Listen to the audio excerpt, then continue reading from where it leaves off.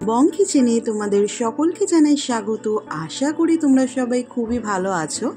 আজকে তোমাদের সঙ্গে আমরা শেয়ার করে নিচ্ছি গন্ধরাজ চিকেনের রেসিপি। এই রেসিপিটা কিন্তু খেতে হয় খুবই সুস্বাদু এবং বানিয়ে নেওয়া যায় কিন্তু খুবই কম উপকরণে। তাহলে চলো দেখে নেওয়া যাক কীভাবে বানানো হচ্ছে এই রেসিপি। তবে তার আগে তোমরা যদি চ্যানেলে নতুন হয়ে থাকো চ্যানেলটাকে এক্ষুনি সাবস্ক্রাইব করো এবং লাইক কমেন্ট করে জানাতে ভুলো না কেমন লাগছে আমাদের ভিডিও তোমাদের। নাম শুনে কিন্তু বোঝাই যাচ্ছে আজকের রেসিপির জন্য প্রধান যে দুটো উপকরণ লাগছে সেটা হলো চিকেন এবং গন্ধরাজ লেবু। তাই সবার প্রথমে আমরা কিন্তু এখান থেকে আমাদের বাড়ির গাছ থেকে নিয়ে নিলাম একটা গন্ধরাজ লেবু এবং এই রেসিপিটার জন্য কিন্তু প্রয়োজন কিছুটা গন্ধরাজ লেবুর পাতাও। তাই আমরা কিছুটা গন্ধরাজ লেবুর পাতাও ছিঁড়ে নিচ্ছি এবং সবার প্রথমে যেটা করতে হবে এই পাতা লেবুটাকে ভালো করে পরিষ্কার করে নিয়ে আমাদেরকে কিন্তু কেটে নিতে হবে।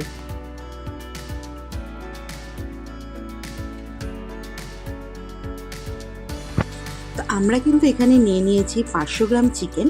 আর চিকেনটাকে কিন্তু আমরা আগের থেকে ভালো করে ধুয়ে নিয়ে পরিষ্কার করে রেখে নিয়েছি।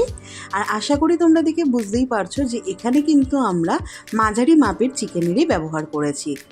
তো এবারে চিকেনটাকে আমাদেরকে একটু ম্যারিনেট করে নিতে হবে। তার জন্য আমরা দিয়ে দিলাম এর মধ্যে পরিমাণ মতন লবণ, 1 চামচ গোলমরিচের গুঁড়ো, দেওয়া হচ্ছে এখানে 2 চামচ ঘরে পাতা ফেটানো টক দই এবং তারপরে আমরা যেটা এর মধ্যে দিয়ে দেবো সেটা হচ্ছে গন্ধরাজ লেবু।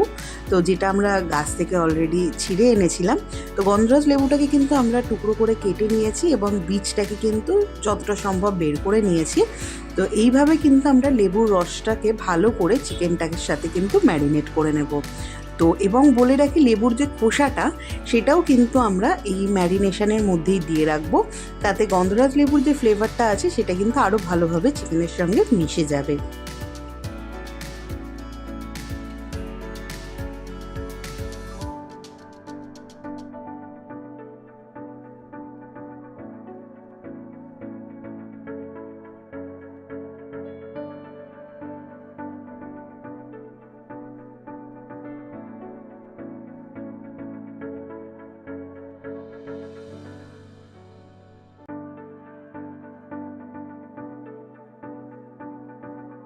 এবারে যেটা করতে হবে এখানে পরিষ্কার হাতে কিন্তু চিকেনটাকে ভালোভাবে ম্যারিনেট করে নিতে হবে এবং এই ম্যারিনেটেড চিকেনটাকে কিন্তু প্রায় আমাদেরকে রেখে দিতে হবে 1 ঘন্টার মতন। হাতে যদি সময় খুবই কম থাকে সেই ক্ষেত্রে কিন্তু অ্যাটলিস্ট 10 থেকে 15 মিনিটের জন্য কিন্তু চিকেনটাকে ম্যারিনেট করে রাখতে হবে এইভাবে।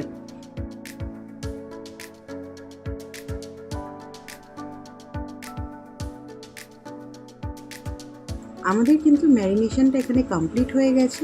এবারে আমাদেরকে চিকেনটাকে রেস্টে রেখে দিতে হবে 1 ঘন্টার জন্য। আমাদের কিন্তু এখানে 1 ঘন্টা হয়ে গেছে। এবারে আমরা বাকি রেসিপিটার দিকে এগোবো। তার জন্য কড়াইতে কিন্তু আমরা দিয়ে দিলাম পরিমাণ মতন সাদা তেল এবং তেলটা একটু গরম হয়ে গেলেই কিন্তু আমাদেরকে ফোড়ন দিয়ে দিতে হবে, যার মধ্যে দিচ্ছি আমরা খালি 2টো শুকনো লঙ্কা।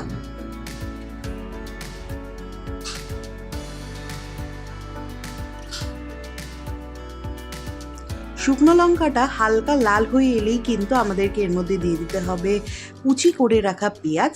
তো এখানে কিন্তু আমরা পেঁয়াজটাকে একদম ঝিরিঝিরি ছোট ছোট করে কিন্তু চপ করে নিয়েছি, সেটাই এবার আমরা দিয়ে দিলাম। দিয়ে কিন্তু পেঁয়াজটাকে খুব বেশি আমরা ব্রাউন করে কিন্তু ভাজবো না, হালকা একটু পেঁয়াজের রঙটা জাস্ট চেঞ্জ হলেই কিন্তু আমাদের বাকি উপকরণগুলো এর মধ্যে দিয়ে দিতে হবে। তা আমাদের কিন্তু পেঁয়াজটা এখানে হালকাভাবে ভাজা কিন্তু হয়ে এসেছে। আশা করি তোমরা দেখে বুঝতেই পারছো রং কিন্তু খুব বেশি চেঞ্জ হয়নি। এই সময় আমাদের এর মধ্যে দিয়ে দিতে হবে 1 টেবিল চামচ আদা এবং রসুন বাটা। তো এখানে কিন্তু আমরা আদা রসুনটাকে একসঙ্গেই বেটে নিয়েছি, সেটাই আমরা এবার দিয়ে দিলাম। দিয়ে কিন্তু এবার এটাকে ভালোভাবে একটু কষিয়ে নিতে হবে এবং এই যে পুরো প্রিপারেশনটা যেটা আমরা করছি এটার ফ্লেম কিন্তু খুব বেশি হাইতে থাকবে না, মিডিয়াম টু লো ফ্লেমেই কিন্তু আমাদের এই পুরো রান্নাটা করতে হবে।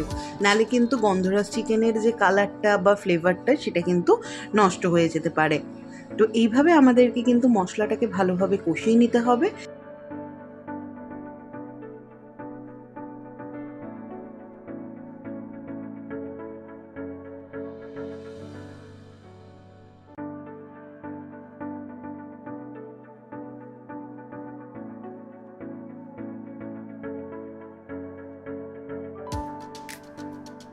মোটামুটি মিনিট দুয়েকের মতন মশলাটাকে কষিয়ে নিয়ে কিন্তু আমাদেরকে ম্যারিনেট করা চিকেনটাকে কড়াইতে দিয়ে দিতে হবে এবং ততক্ষণ অবধি চিকেনটাকে কষাতে হবে যতক্ষণ অবধি চিকেনের রঙটা না হালকা চেঞ্জ হচ্ছে।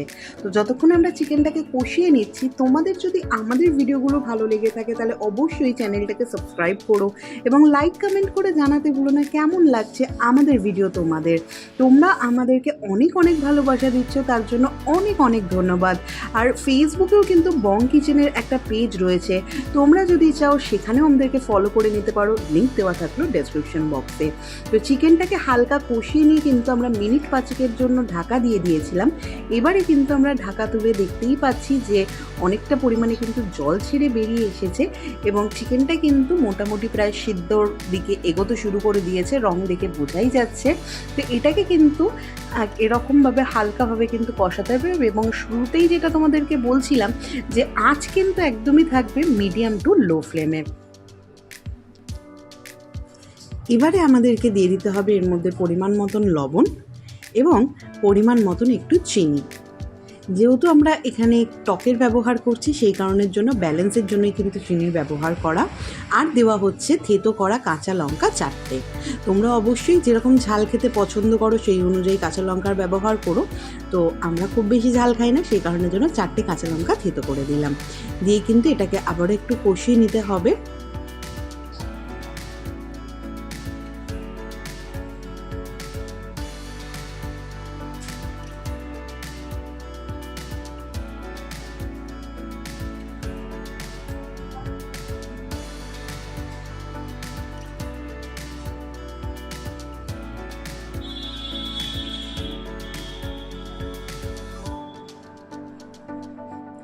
এবারে আমাদেরকে এর মধ্যে দিয়ে দিতে হবে কাজু।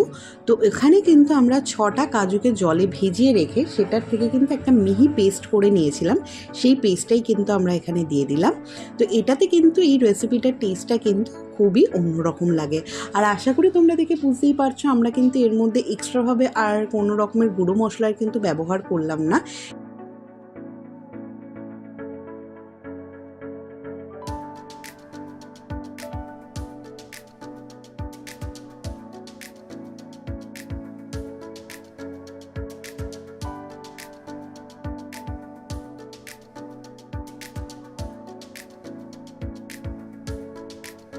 এবারে আমরা যে বাটিটার মধ্যে চিকেনটাকে ম্যারিনেট করে রেখেছিলাম, এই এক্সট্রা যে মশলাটা ছিল ম্যারিনেশনের মধ্যে সেটাতে একটু জল দিয়ে কিন্তু আমরা এই ব্যবহার করলাম।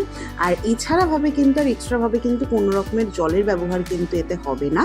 তো এরপরে যেটা করব সেটাকে কিন্তু চিকেনটাকে আরও কিছুক্ষণের জন্য আমাদের ঢাকা দিয়ে রাখতে হবে যতক্ষণ অবধি চিকেনটা প্রপারলিভাবে সিদ্ধ না হচ্ছে।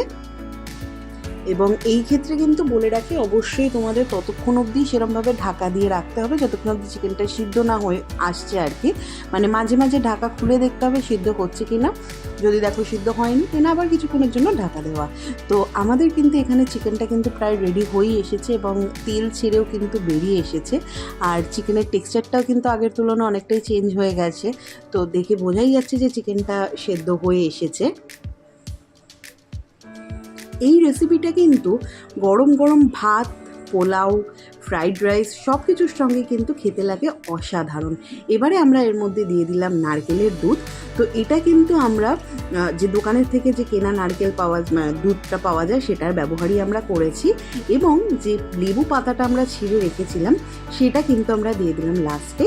এটাতে কিন্তু খুব সুন্দর কিন্তু গন্ধরাজ লেবুর একটা ফ্লেভার আসে আর স্বাদটা তো হয় অবশ্যই অসাধারণ। অবশ্যই একবার বাড়িতে বানিয়ে দেখো, আশা করি তোমাদের খুবই ভালো লাগবে। যারা একদম একটু মাইল্ড চিকেনের রেসিপি খেতে পছন্দ করো তাদের কিন্তু এই রেসিপিটা আশা করি খুবই ভালো লেগে থাকবে। তো এইভাবে কিন্তু এটাকে আমরা যেটা করব, গ্যাসের ফ্লেমটাকে একদম লোতে রেখে আরও 5 মিনিটের জন্য এইভাবে ঢাকা দিয়ে রেখে দেবো। তো আমাদের কিন্তু এখানে 5 মিনিট হয়ে গেছে, এবারে আমরা ঢাকা খুলে নিচ্ছি। আর আমাদের কিন্তু আজকের রেসিপি গন্ধরাজ চিকেন কিন্তু একদমই রেডি হয়ে গেছে। আশা করি তোমরা দেখতেই পারলে খুবই কম উপকরণে এবং খুবই সহজভাবে চটজলদিভাবে কিন্তু এই রেসিপিটা বানিয়ে নিলাম। তোমরাও এইভাবে একবার বাড়িতে বানিয়ে দেখো, আশা করি তোমাদের খুবই ভালো লেগে থাকবে।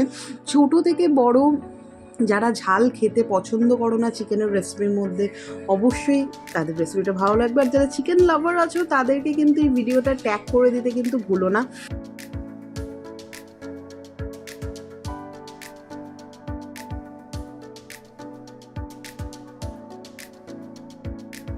এখানে কিন্তু তৈরি হয়ে গেছে আমাদের আজকের রেসিপি গন্ধরাজ চিকেন।